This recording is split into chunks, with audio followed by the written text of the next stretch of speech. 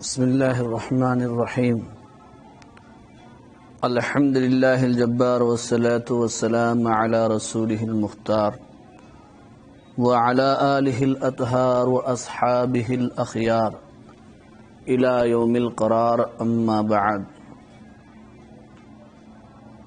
قال اللہ تبارک وتعالی فی القرآن المجید والفرقان الحمید اعوذ باللہ من الشیطان الرجیم بسم اللہ الرحمن الرحیم ربی زدنی علما صدق اللہ العلی العظیم۔ عزیز طالبات، تمام تعریفیں اس اللہ کے لیے ہے جس نے دنیا بنایا ہے، اور تمام تعریفیں اس اللہ کے لیے ہے جس نے ہمیں اشرف المخلوقات کا درجہ دیا ہے، اور تمام تعریفیں اس اللہ کے لیے ہے جس نے ہمیں ایمان و اسلام کی دولت سے مالا مال فرما کر دنیا و آخرت میں کامیاب فرمایا ہے۔ تمام تعریفیں اس اللہ کے لیے ہے جس نے ہمیں علم دین سے سرفراز فرمایا ہے، اور تمام تعریفیں اس اللہ کے لیے ہے جس نے ہمیں رحمت للعالمین صلی اللہ علیہ وسلم کا امتی بنایا ہے۔ عزیز طالبات، آج ہم جس کتاب کو شروع کرنے جا رہے ہیں اور جس کتاب کا آغاز ہم کرنے کے لیے جا رہے ہیں وہ سیاہ ستہ میں ایک عظیم اور بڑی کتاب ہے جس کا نام مسلم شریف ہے۔ ہر کتاب کے آغاز سے پہلے مقدمے میں چند ضروری باتیں بیان کی جاتی ہیں جن کا جاننا ہر طالب اور طالبہ کے لیے لازمی ہے۔ پہلی چیز ہے صاحب کتاب کے حالات، دوسری چیز ہے کتاب کا تعارف، تیسری چیز ہے مبادیات علم حدیث جس میں تعریف، وجہ تسمیہ، موضوع، غرض و غایت سب آ جاتے ہیں۔ چوتھی چیز ہے فضیلت علم حدیث، پانچویں چیز ہے حجیت حدیث، چھٹویں چیز ہے اصطلاحات محدثین و اقسام حدیث، ساتویں چیز ہے تاریخ و تدوین حدیث، آٹھویں چیز ہے کتب حدیث کا تعارف و اقسام، نویں چیز ہے علم حدیث میں سند کی اہمیت، اور دسویں چیز ہے طلب حدیث کے لیے اسفار و آداب۔ یہ 10 چیزیں ہیں جو احادیث کے کتاب کے آغاز پر عموماً بیان کی جاتی ہیں، جن کا جاننا طالبات اور طلباء کے لیے لازمی اور ضروری ہے۔ ان 10 مبادیات میں سے الحمدللہ کئی چیزیں بخاری شریف کے ابتدائی دروس و اسباق میں تفصیلاً بیان کی گئی ہیں، جیسے کہ علم حدیث کی تعریف، وجہ تسمیہ، موضوع، غرض و غایت ہے، علم حدیث کی فضیلت ہے، حجیت حدیث ہے، اور اقسام حدیث ہے، تدوین حدیث ہے، کتب حدیث کا تعارف ہے، اور سند کا تذکرہ ہے۔ یہ چیزیں بخاری شریف کے آغاز پر الحمدللہ آپ کے سامنے تفصیل سے بیان کی گئی ہیں، لیکن پھر بھی آپ کو چاہیے کہ ان اسباق کا اعادہ کرتے رہا کریں اور انہیں بار بار سنا کریں، تو اس سے یہ ساری چیزیں ازبر ہو جائیں گی اور یاد ہو جائیں گی، اور اس کے علاوہ علم حدیث سے آپ کو نسبت پیدا ہو جائے گی۔ جبکہ یہ چیزیں اس سے پہلے بیان کی جا چکی ہیں، تو آج کے اس درس میں یہ چیزیں آپ کے سامنے یہاں پر دوبارہ ذکر نہیں کی جائیں گی۔ البتہ 2 چیزیں ضرور بیان کی جائیں گی جو مسلم شریف سے متعلق ہیں، جن کے بغیر کتاب کا آغاز نہیں کیا جا سکتا ہے۔ ایک ہے صاحب کتاب کے حالات، اور دوسری چیز ہے کتاب کا تعارف۔ تو آج کے سبق میں انشاءاللہ آپ کے سامنے صاحب کتاب کے حالات بیان کیے جائیں گے، اور اس کے بعد دوسرے سبق میں انشاءاللہ تعالی کتاب کا تعارف پیش کیا جائے گا۔ جہاں تک صاحب کتاب کے حالات ہیں تو مسلم شریف کے مصنف کا نام نامی اور نسب کیا ہے؟ تو صاحب کتاب کے حالات میں شارحین نے حضرت امام مسلم علیہ الرحمہ کا نام و نسب یہ بیان فرمایا ہے کہ آپ کا نام مسلم تھا اور آپ کا لقب عساکر الدین تھا، اور پورا سلسلہ نسب یہ ہے ابو الحسین۔ ابو الحسین یہ آپ کی کنیت تھی، اور جیسا کہ میں نے ابھی کہا عساکر الدین یہ آپ کا لقب تھا۔ تو پورا نسب یوں بیان کیا جاتا ہے کتابوں میں آپ کا ابو الحسین عساکر الدین مسلم بن الحجاج بن ورد بن کرشاد القشیری نیشاپوری، یہ پورا نسب ہے۔ ویسے تو آپ کی جائے پیدائش کے حساب سے آپ کو عجمی کہا جاتا ہے، لیکن حقیقت میں آپ کا سلسلہ نسب عرب کے مشہور قبیلے قشیر سے جا کر ملتا ہے، اس لیے آپ کو قشیری کہا جاتا ہے۔ یہ آپ کا نام و نسب نامہ تھا۔ آپ کی ولادت کی جگہ کون سی تھی؟ جہاں آپ کی پیدائش ہوئی، آپ کا پراپر یا آپ کا وطن کون سا تھا؟ تو شارحین نے بیان فرمایا ہے آپ کی جائے ولادت و پیدائش خراسان، ملک خراسان کا ایک مشہور و معروف شہر نیشاپور ہے، وہاں آپ کی ولادت بسعادت ہوئی ہے۔ یہ نیشاپور شہر بڑا عظیم الشان شہر گزرا ہے، کتابوں میں اس کی بہت تعریف کی گئی ہے۔ احمد بن طاہر بہت بڑے عالم دین ہیں، انہوں نے شہر نیشاپور کے تعلق سے یہ شعر کہا تھا لیس فی الارض مثل نیشاپور بلد طیب و رب غفور، جس کا ترجمہ یہ ہے کہ زمین پر نہیں ہے کوئی مثل نیشاپور، پاکیزہ شہر اور رب غفور۔ کسی اور شاعر نے بھی ایک شعر کہا تھا فارسی میں، جس کا ترجمہ یہ ہے کہ نیشاپور کتنا عمدہ شہر ہے، کائنات میں بہشت ہے تو یہی ہے ورنہ ہے ہی نہیں۔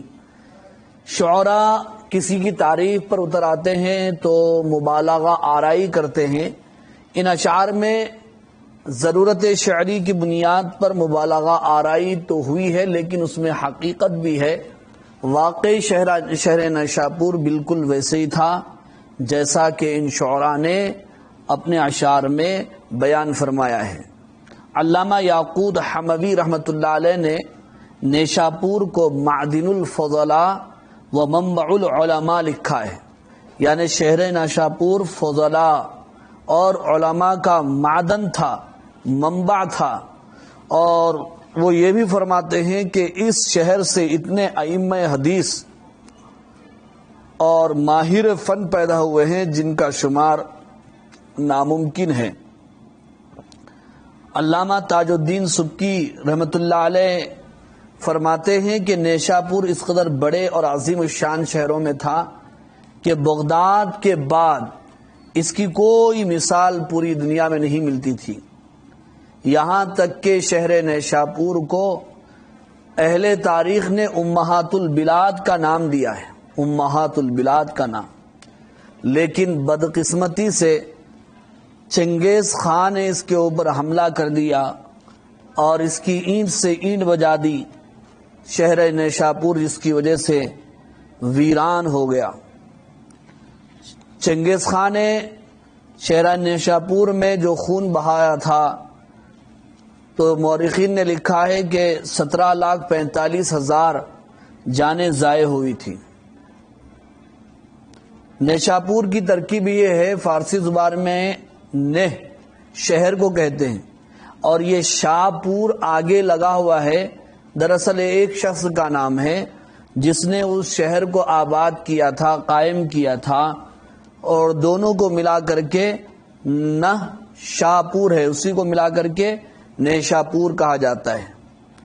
لوگ کہتے ہیں کہ شہر نیشاپور علمی اعتبار سے بھی عظیم تھا اور مال و دولت سے مالا مال تھا، یہاں پر موتیوں کی کانیں ہوا کرتی تھی، ایسا عظیم الشان شہر تھا۔ یہ علمی اعتبار سے اتنا زرخیز ہے کہ گرچہ کے مورخین نے دینی مدرسے کے سلسلے میں سب سے پہلا نام بغداد کا لیا ہے، جہاں مدرسے نظامیہ سب سے پہلے قائم کیا گیا تھا، لیکن یہ بات بہت کم لوگوں کو معلوم ہوگی کہ بغداد سے پہلے ہی شہر نیشاپور میں ایک بہت بڑا مدرسہ قائم کیا گیا تھا جس کا نام بہقیہ تھا۔ حضرت امام الحرمین حضرت امام غزالی علیہ الرحمہ کے استاد نے اسی مدرسے میں تعلیم حاصل کی تھی، تو یہ سب سے پہلا مدرسہ تھا دنیا اسلام میں، تاریخ اسلام میں۔ ابن خلقان ایک مورخ ہیں، ان کا بھی یہی کہنا ہے کہ بغداد کا مدرسہ نظامیہ ابھی وجود میں نہیں آیا تھا کہ اس سے پہلے نیشاپور میں بڑے بڑے دارالعلوم اور دینی مدارس قائم ہو چکے تھے، اور ان سب کا جو مرکز تھا وہ مدرسہ بہقیہ تھا، اور اس کی جو شاخیں تھیں اس میں سعدیہ، نصریہ، جس کو سلطان محمود کے بھائی نصر نے قائم کیا تھا، اور بھی بہت سارے مدرسے وہاں پر قائم ہو گئے تھے، جس کی وجہ سے شہر نیشاپور میں بڑے بڑے علماء، فضلاء، ماہرین فنون پیدا ہوئے تھے، جن میں یہ نام لیا جاتا ہے جیسا کہ شیخ ابو حفص حداد ہیں، ابو علی دقاق ہیں، ابو محمد مرتعش ہیں، ابو علی ثقفی ہیں، فرید الدین عطار ہیں، محمد بن یحییٰ جوہری ہیں، ابن راہوے ہیں، سالبی رحمہم اللہ اجمعین، یہ سارے اہل علم کو سرزمین نیشاپور نے پیدا کیا تھا۔ عزیز طالبات، آپ اس ایسے عظیم الشان شہر میں پیدا ہوئے، ظاہر بات ہے اس ماحول میں آپ کو اللہ نے پیدا فرمایا اور ویسے ہی علم حدیث سے نوازا۔ آپ کی ولادت بسعادت مورخین کا اختلاف ہے، تاریخ کے بارے میں ہلکا سا اختلاف ہے، لیکن جو ترجیح دی گئی ہے کہ آپ کی سن پیدائش 206 ہجری ہے، اس کو مورخین نے ترجیح دی ہے، اور سن وفات آپ کا لکھا ہے 261 ہجری میں۔ اس اعتبار سے کل آپ کی عمر شریف 55 سال بنتی ہے۔ 55 سال کی آپ نے عمر پائی ہے، لیکن اس عمر میں اللہ نے اتنی برکت دی، آپ نے بڑے بڑے علمی کام انجام دیے ہیں، جن میں سے ایک کام مسلم شریف کی تصنیف ہے، جس کا مقام و مرتبہ آپ مصنف کے حالات کے بعد انشاءاللہ آئندہ درس میں سنیں گے۔ آپ اس شہر میں پیدا ہوئے، آپ جیسے ہی سن شعور کو پہنچے، 12 سال کی آپ کی عمر ہوئی، اس سے پہلے ہی آپ نے علم حاصل کرنا شروع کر دیا تھا، لیکن باضابطہ سماعت حدیث کے لیے 12 سال کی عمر کا انتخاب ہوا۔ اس وقت سے آپ نے علم حدیث حاصل کرنا شروع کیا تھا۔ 12 سال کی عمر سے آپ نے علم حدیث حاصل کرنا شروع کیا، اور اپنے قرب و جوار کے، اپنے شہر کے اہل علم سے اور محدثین سے مستفید ہوتے رہے، اور علم حدیث کے سلسلے میں اپنی پیاس بجھاتے رہے۔ جب آپ کی علمی پیاس وہاں پر مکمل ہوئی تو اور مزید علم حاصل کرنے کے لیے حضرت امام مسلم علیہ الرحمہ نے دور دراز علاقوں اور ملکوں کا سفر فرمایا، جیسے کہ حجاز ہے اور مصر ہے، شام ہے، بغداد ہے، اور ان سارے علاقوں کا آپ نے سفر فرمایا علم حدیث کے لیے۔ عزیز طالبات، ان بزرگان دین کے اسفار اور محدثین کے اسفار ہم بار بار پڑھتے ہیں، سنتے ہیں، سناتے ہیں، بیان کرتے ہیں۔ ان بزرگان دین اور اہل علم اور محدثین کے اسفار ہمارے لیے ایک نمونہ اور آئیڈیل ہے کہ علم گھر بیٹھے حاصل نہیں کیا جا سکتا ہے، اس کے لیے دور دراز علاقوں کے اسفار کرنا پڑتا ہے، مصیبتیں جھیلنا پڑتا ہے، پریشانیاں برداشت کرنا پڑتا ہے، فقر و فاقہ کرنا پڑتا ہے، تب جا کر کے علم حاصل ہوتا ہے۔ مگر ہم نے آج علم کو آسان سمجھ رکھا ہے، علم کی عظمت و اہمیت و وقعت ہمارے سینوں سے ختم ہو چکی ہے، جس کی وجہ سے ہم علم کے لیے نہ سفر کرتے ہیں، نہ اپنے گھر سے نکلتے ہیں، نہ اپنے اساتذہ کی خدمت میں حاضر ہوتے ہیں۔ یہ ہمارے بزرگان دین تھے، محدثین تھے، جنہوں نے دور دراز علاقوں کا سفر کیا اور علم کو حاصل کیا۔ انہی کی قربانیوں کا نتیجہ ہے، انہی کی مصیبتوں اور پریشانیوں کے اٹھانے کا نتیجہ ہے۔ الحمدللہ ہمیں گھر بیٹھے اپنی جگہ علم حاصل ہو رہا ہے۔ دعا فرمائیے اللہ تبارک و تعالی ان اہل علم کی قبروں کو نور سے منور فرمائے، ان کے درجات کو مزید ترقی نصیب فرمائے، ان کی مغفرت فرمائے، اور ان کی یہ کوششیں ان کے لیے ثواب جاریہ ہو۔ آپ نے نہ صرف بغداد کا سفر کیا بلکہ بغداد میں تو آپ نے علم حدیث کا درس بھی دیا ہے، علم حدیث کا آپ نے درس بھی دیا ہے۔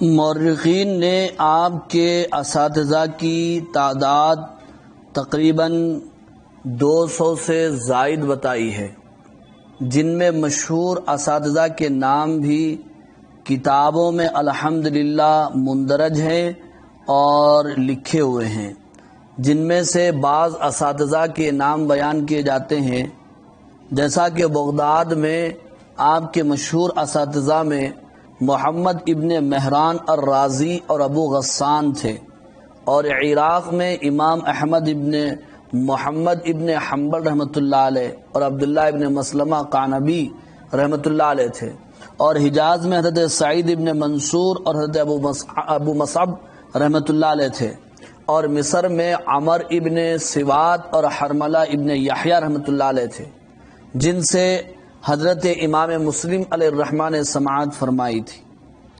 یہ مشہور ائمہ فن تھے جو آپ کے اساتذہ ہیں، جن سے آپ نے احادیث اخذ کیا اور حاصل کیا ہے۔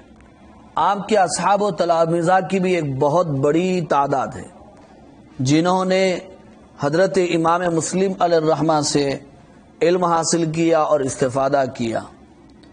آپ کے مشہور تلامذہ اور شاگردوں میں سب سے پہلا نام ترمذی شریف کے مصنف حافظ حدیث امام ابو عیسیٰ ترمذی رحمۃ اللہ علیہ کا آتا ہے۔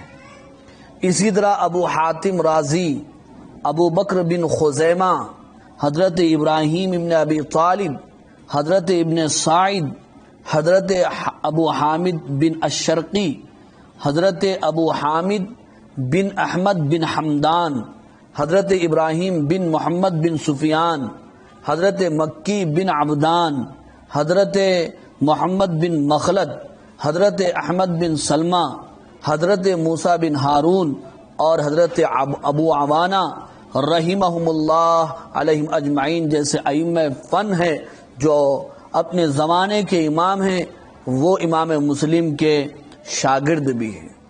عزیز طالبات، جس طرح اللہ تبارک و تعالیٰ نے ان حضرات کو علم سے، فضل سے نوازا تھا، ویسے ہی اخلاق و عادات، زہد و تقوی کی دولت بھی عطا فرمائی تھی۔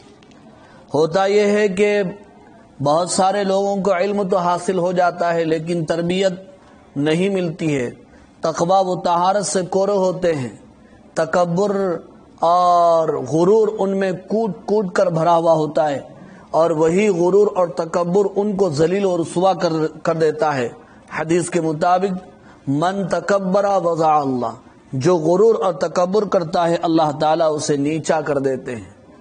من تواضع للہ رفعہ اللہ، جو اللہ کے لیے، اللہ کو راضی کرنے کے لیے تواضع اختیار کرتا ہے، انکساری اور عاجزی اختیار کرتا ہے، اللہ تعالیٰ اس کے درجات کو بلند فرما دیتے ہیں۔ آج ضرورت اس بات کی ہے کہ ہم تواضع اختیار کریں، تکبر سے بچیں اور احتیاط کریں۔ ایک تو ہمارے پاس ویسا علم نہیں جیسے ہمارے اکابرین کے پاس تھا، لیکن اس کے باوجود ہمارا غرور اور تکبر اتنا ہے، الامان والحفیظ، جو ہمیں ذلیل و رسوا کر دیتا ہے۔ یہ جو نہایت ہی غلط بات ہے۔ اس لیے علامہ اقبال نے ایک شعر کہا تھا کہ مٹا دو اپنی ہستی کو گر بلند مرتبہ چاہتے ہو، مٹا دو اپنی ہستی کو گر بلند مرتبہ چاہتے ہو، کہ دانہ خاک میں مل کر گلے گلزار ہو جاتا ہے۔ تو اہل ظرف اہل غرض سے جھک جھک کے ملتے ہیں، صراحی سرنگو ہو کر بھرا کرتی ہے پیمانہ۔ غرور اور تکبر نے اچھے اچھوں کو ذلیل و رسوا کر دیا ہے۔ یہ ابلیس اور شیطان ملعون کہاں تھا؟ یہ تو جنت میں تھا، اللہ کا حکم اسے ہوا حضرت آدم علیہ السلام کو سجدہ کریں، لیکن اس نے انکار کیا، غرور اور تکبر کیا، کہنے لگا کہ آدم مٹی سے بنے ہیں اور میں آگ سے بنا ہوا ہوں، آگ مٹی کے سامنے کیسے جھک سکتی ہے؟ اللہ نے کہا انک رجیم، تو مردود ہے۔ پھر وہاں سے وہ دھتکار دیا گیا، دنیا میں اتار دیا گیا، ذلیل و رسوا کر دیا گیا، گمراہ ہو گیا، جس کی وجہ سے وہ شیطان اس کا نام پڑ گیا اور ابلیس اس کا نام پڑ گیا۔ اس سے پہلے تو اس کا نام عزازیل تھا۔ تو حضرت امام مسلم علیہ الرحمہ اتنے بڑے امام ہوتے ہوئے، اہل علم ہوتے ہوئے، ان کے اخلاق قابل دید تھے، ان کی عادتیں قابل شنید ہیں، زہد و تقوی قابل بیان ہیں۔ مورخین کہتے ہیں کہ حضرت امام مسلم باخلاق، پاک باز تھے، متبع سنت تھے، کمگو تھے، اخلاق حمیدہ اور اعمال حسنہ کے پیکر تھے، برائیوں سے دور تھے، اللہ کے حقوق اور بندوں کے حقوق کو پابندی سے ادا کرنے والے تھے۔ آپ نے عمر بھر کسی کی غیبت کی، نہ کسی کو مارا، نہ کسی کو برا بھلا کہا، اپنے اساتذہ اور اپنے شیوخ کا بے حد احترام فرماتے تھے۔ لیکن آج ہم علم سے کورے ہیں اور جہالت کے پیکر ہیں، لیکن اس کے باوجود نہ ہم کو اپنے اساتذہ کا ادب معلوم ہے، نہ احترام ہے۔ اگر استاد غصے میں آ جائیں تو ہم استاد کو آنکھیں دکھانے لگتے ہیں، بھویں چڑھانے لگتے ہیں اور استاد کی شکایتیں کرنے لگ جاتے ہیں۔ یہ گستاخی اور بے ادبی وہ چیز ہوتی ہے جو طالب علم کی لائف کو اور اس کی زندگی کو تباہ و برباد کر کے چھوڑ دیتی ہے، اور وہ آئندہ کسی کے کام نہیں ہوتا۔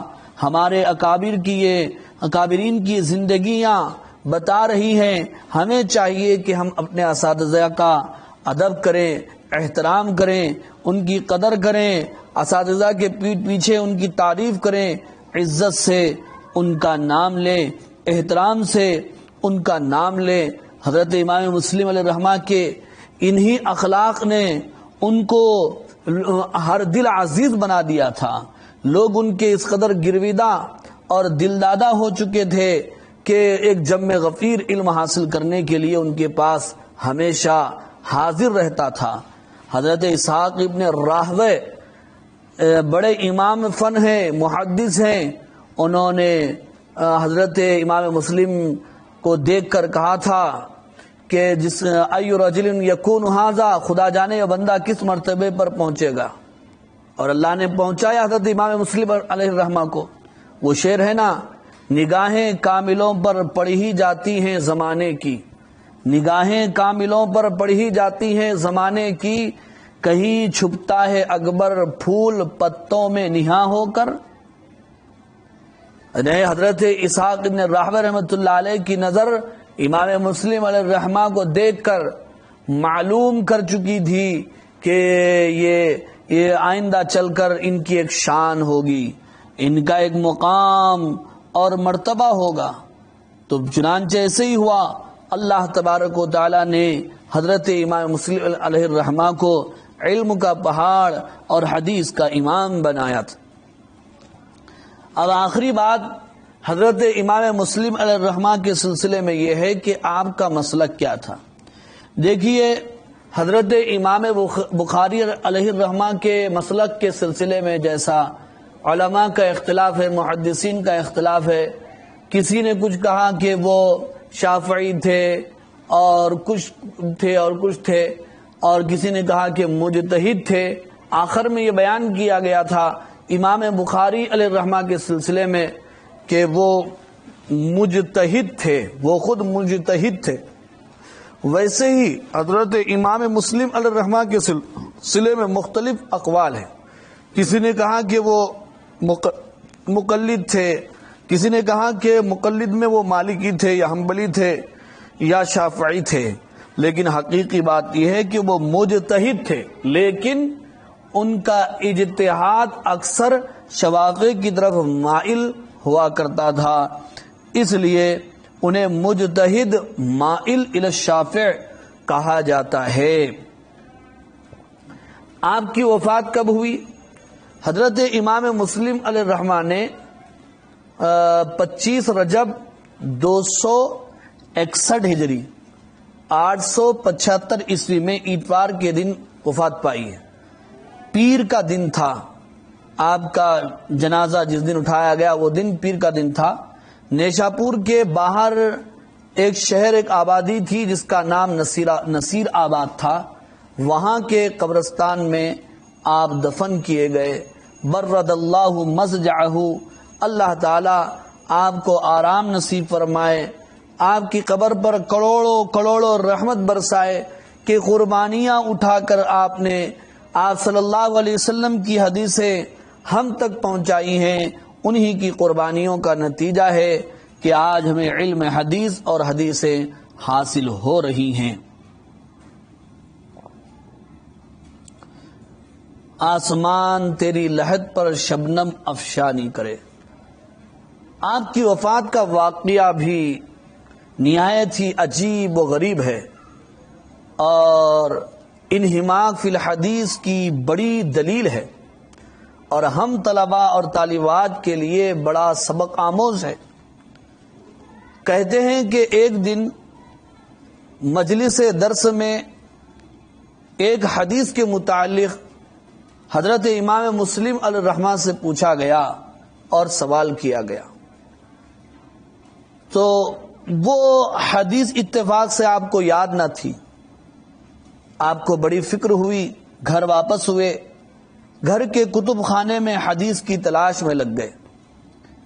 اسی دوران کھجوروں کا ایک ٹوکرا آپ کے سامنے پیش کیا گیا، تو پورا مکمل ٹوکرا تھا جو کھجوروں سے لبریز تھا، بھرا ہوا تھا، لیکن آپ حدیث تلاش کرنے میں اتنے منہمک اور محو تھے، حدیث کی جستجو میں ایک ایک کر کے بلا التفات اس ٹوکرے کی تمام کھجوریں آپ نے کھا لی، یہاں تک کہ بعد میں حدیثیں مل گئی اور ادھر کھجوریں بھی ختم ہو گئی، اور نتیجے میں آپ کی موت واقع ہو گئی۔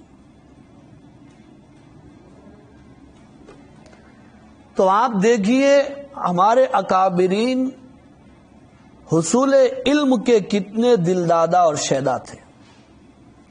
آج ہمیں یہ چیز میسر نہیں، آج ہمیں علم دین کے حصول کا یہ شوق نہیں، وہ ذوق نہیں۔ ہاں، فونوں میں مصروف رہیں گے، ٹی ویوں میں مصروف رہیں گے، کھیل کود میں لگے ہوئے ہوں گے، گپ شپ میں لگے ہوئے ہوں گے، تو ہمیں علم کی بو تک حاصل نہیں ہوگی۔ ہمارے اکابرین نے ہمیں بتایا ہے، علم کی تہ تک پہنچنا ہو یا علم کی چوٹی تک چڑھنا ہو تو پھر قربانیاں دینا ہوگا، انہماک کے ساتھ علم حاصل کرنا ہو تو ہم اس طرح اپنے گھروں پر بیٹھ کر علم جو ہے حاصل کریں گے تو اللہ تعالی دولت علم سے ہمیں مالا مال فرمائے گا۔ آپ کی کتابوں کے سلسلے میں شارحین بیان فرماتے ہیں کہ آپ نے کئی کتابیں لکھی ہیں. ایک تو یہی کتاب الجامع الصحیح لمسلم ہے، دوسری کتاب المسند الکبیر ہے، تیسری کتاب الجامع مرتب علی الابواب ہے، اور ایک کتاب الاسماء والکنہ ہے، اور اسی طرح ایک کتاب مشائق السورہ ہے، ایک کتاب کتاب تمییز ہے، اسی طرح ایک کتاب کتاب اولاد الصحابہ ہے. یہ ساری آپ کی کتابیں ہیں جو آپ نے تصنیف فرمائی تھی. آج ضرورت اس بات کی ہے کہ ہم ان بزرگوں کی محنتوں کو دیکھتے ہوئے، آج ہمارا پڑھنا ایک ہی جگہ ہو جاتا ہے، پھر اس کے بعد ہم کتابیں لکھنے کا سوال ہی پیدا نہیں ہوتا. اور بھی کئی کتابیں امام مسلم علیہ الرحمہ نے لکھی ہیں. کتاب الطب بھی آپ کی، کتاب سوالات احمد بن حنبل بھی ہے، کتاب حدیث عمر بن شعیب عن ابی عن جدی بھی ہے، کتاب الانتفاع ہے، اسی طرح کتاب روات الاعتبار وغیرہ آپ کی مشہور و معروف تصانیف. یہ تھے حضرت امام مسلم علیہ الرحمہ کے حالات زندگی جنہیں آپ کے سامنے بیان کیا گیا. ان سے عبرت و نصیحت حاصل کرنے کی ضرورت ہے. ان حالات کو، ان واقعات کو، بزرگان دین کی زندگیوں کو وقت گزارنے کے لیے نہیں بیان کیا جاتا ہے، بلکہ عبرت و نصیحت کے لیے نقل کیا جاتا ہے. ہوشیار اور دانش مند وہی ہے کہ اپنے اکابرین کی سیرت سن کر عبرت و نصیحت حاصل کر کے ان کے نقش قدم پر چلنے کی کوشش کرے. دعا فرمائیے اللہ تعالی ہمیں توفیق عمل عطا فرمائے. وآخر دعوانا ان الحمد للہ رب العالمین.